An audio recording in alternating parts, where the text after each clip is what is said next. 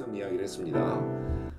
이렇게 해서 서로 연결된 곳의 변동성이 다른 곳으로 증폭이 되고 변동성이 커질수록 계획과 실행의 차이가 커지고 그러면은 이거를 줄이는 대응 방법은 뭐냐? 자, 여러 가지 방법이 있습니다. 어떤 경우에는 도요다식 생산 방법, 뭐 칸반이라고도 그러죠, 린이라고도 그러죠. 또는 뭐 육시그마 여러 가지 방법들을 많이 쓰는데 한 가지 이 방법이 굉장히 좋긴 합니다만은 한계는 있다. 왜? 이 변동성이라는 것을 이거는 줄여가는 방법이거든요. 어떻게 하면 변동성을 줄여야 되느냐? 좋습니다. 줄여야 됩니다. 많이 일어나지 않아야 돼요. 근데 변동성을 없앨 수는 없는 거예요. 바람 부는 거하고 비슷해요. 바람을 안 불게 할 수는 없어요. 그래서 변동성을 더 이상 못 줄이겠다 했을 때는 변동성을 흡수하는 방법을 쓸 수도 있습니다. 여러 가지 방법을 쓸 수 있는데 그래서 이제 이것에만 너무 매달리지 말고 다른 방법, 변동성을 흡수하는 방법도 우리가 생각을 해보자. 오늘 강의는 사실 이 부분에도 초점이 좀 있습니다. 그래서 린이나 식스 시그마를 오늘 강의하는 건 아니에요. 굉장히 좋습니다. 그건 꾸준히 해야 돼요. 그러나 너무 거기에만 매달리면은 노력 대비 성과가 크지 않을 수 있다. 그런 말씀을 제가 드리는 거죠. 그래서 어떻게 하면 우리가 이 변동성에 대응을 할 거냐. 그 방법을 잘 찾아야 돼요. 그 다음에 공정의 캐파. 이 판단을 잘해서 과부하가 걸리지 않아야 돼. 또는 저부하가 생겨도 저부하로 계획을 세워도 않겠죠. 그래서 이 공정 캐파에 대한 판단이 정확해야 되겠다. 어떻게 하면은 캐파 판단을 정확하게 할 것이냐. 우리는 그 방법을 오늘 이야기하는데 그거는 이제 TOC에서 하는 방법을 제가 말씀을 드립니다. 병목 중심으로 판단을 하자. 이게 굉장히 좋은 방법이 됩니다. 그러면은 병목이 대부분 한 개에서 두 개거든요. 병목 공정은 나머지 그게 몇 개가 될지는 모르겠지만은 뭐 10개가 될 수도 있고 50개가 될 수도 있죠. 이 나머지 공정의 캐파를 전부 정확하게 판단하기는 어려워요. 그러나 병목 공정 한두 개를 정확하게 판단하는 것은 비교적 쉽습니다. 그래서 이 방법을 쓰면은 공장 전체에 대한 공정 전체에 대한 생산 캐파를 우리가 올바로 판단할 수 있다 하는 이야기예요. 자, 이런 방법입니다. 제가 무슨 이야기를 했습니까? 계획과 실행을 일치시켜가는 방법. 그거를 이렇게 두 가지로 이야기를 했어요. 하나는 변동성을 어떻게 극복을 할 것이냐. 그러나 또 하나는 어떻게 하면은 캐파에 대한 판단을 정확하게 할 것이냐. 그 두 가지인데 이 두 가지 방법을 이용해서 요거는 목표에 해당이 됩니다. 또는 방법도 이제 구체적인 실무적인 방법에 해당이 돼요. 그래서 이 세 가지가 우리에게는 굉장히 중요한 포인트가 됩니다. 그래서 이제 이 세 가지를 사실 다 해야죠. 근데 어떻게 하면 좀 더 간편하게 할 수 있느냐? 정말 코피 터지지 않고 조금 그래도 노력 대비 성과를 얻어갈 수 있는 그런 방법을 한번 찾아보자. 그러니까 우리가 하드 워킹을 하지 말고 스마트 워킹을 할 수 있는 그런 어떤 방법을 찾아보자 하는 것이 오늘의 지금 이야기입니다. 그러려면은 이런 병목 중심의 어떤 생각을 좀 해봐야 되겠다. 이게 병목이거든요. 병목이 있다는 이야기는 각 공정의 캐파가 좀 다르다 그 말이에요. 여기 있잖아. unbalanced 팩터리예요. 이게 이만큼이 지금 이 병목보다 큰 겁니다. 그래서 보통 그 공정 설계를 할 때에 밸런스드 팩터리를 많이 생각을 해요. 뭡니까? 밸런싱, 라인 밸런싱 뭐 이런 이야기를 많이 하는데 공정 밸런싱. 근데 그게 결코 좋은 방법은 아니다. 이제 그거를 오늘 좀 이야기를 하겠습니다. 뭐 오해는 없기 바랍니다. 다만 그게 오히려 더 좋은 방법이다. 오해를 한다는 이야기는 지금까지 해왔던 어떤 방식에 비추어서 다르기 때문에 틀렸다고 생각을 한다 이 말이에요. 그게 오해라는 이야기예요. 그러니까 이해가 충분하지 못하면 오해를 한다 그런 말이 있잖아요. 그러니까 이해가 안 돼 있는 상황에서 갑자기 공정 간의 밸런스를 깨뜨리는 것이 더 좋은 방법이다. 이렇게 이야기를 하면은 그 말만 듣고 오해를 하게 된다 그 말이에요. 근데 오늘 이제 이런 중심으로 쭉 설명을 하면은 뭐 그런 오해도 좀 풀리지 않을까 싶습니다. 그래서 차차 한번 판단을 해 보시기 바랍니다.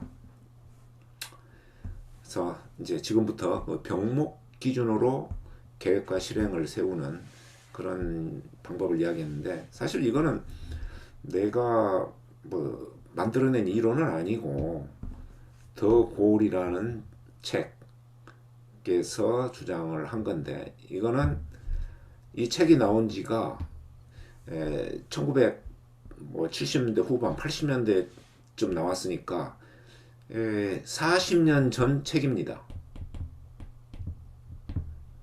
근데 아직도 이게 베스트셀러로 많이 팔리고 있어요.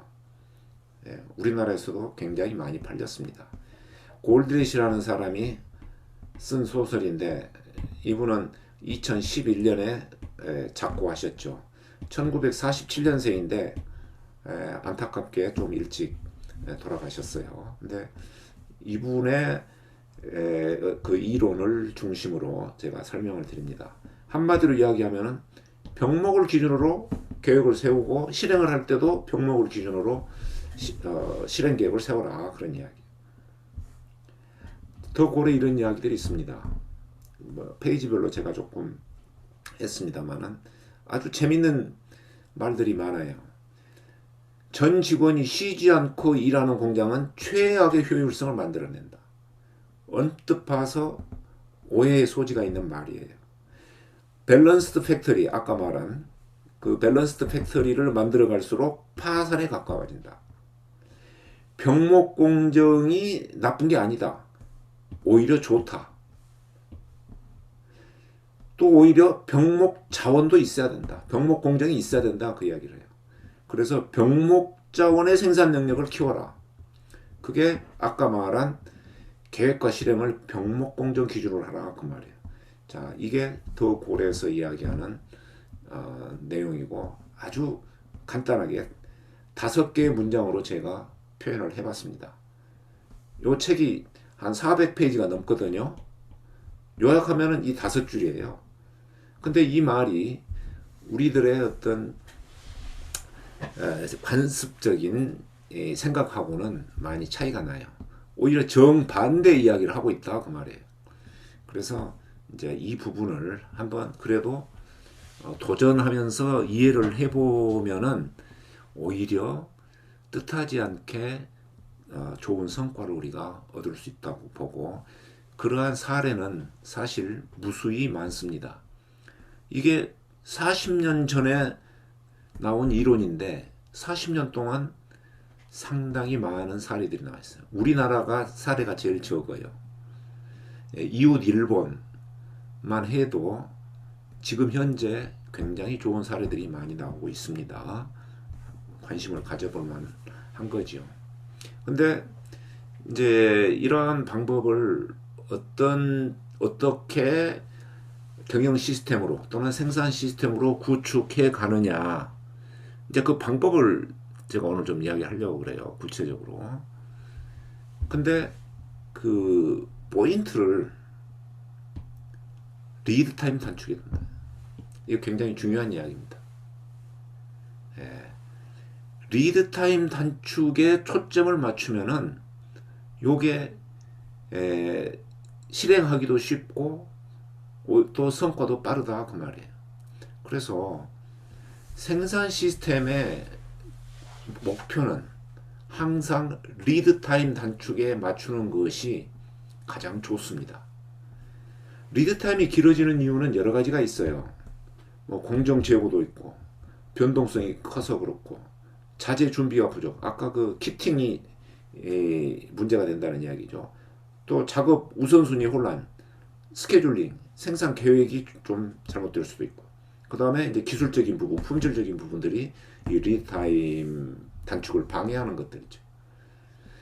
근데 우리가 목표를 그래도 어떤 재고 감축 이런 쪽에 두지 말고 리드타임 단축으로 가져가자.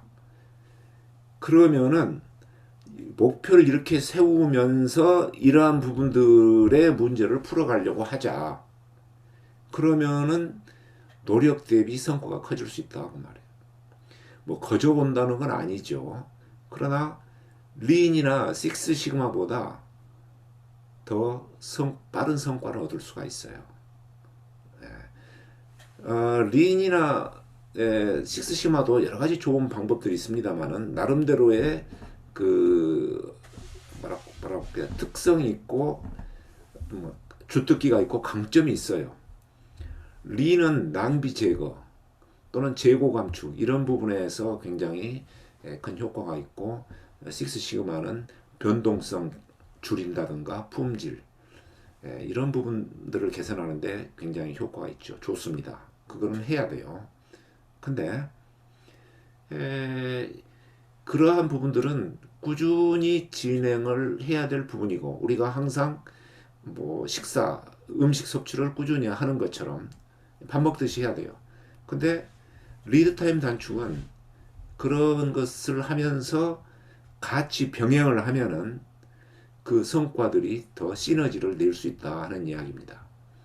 그래서 일단은 이 포인트를 리드타임 단축으로 가져가면은 오히려 공정 재고도 더 빨리 줄일 수가 있고 이런 품질 부분에도 상당히 좋은 그 간접적인 효과를 얻을 수가 있다 하는 이야기예요.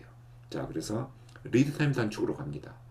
오늘 설명의 대부분도 리드타임 단축에 초점이 있을 수 있어요.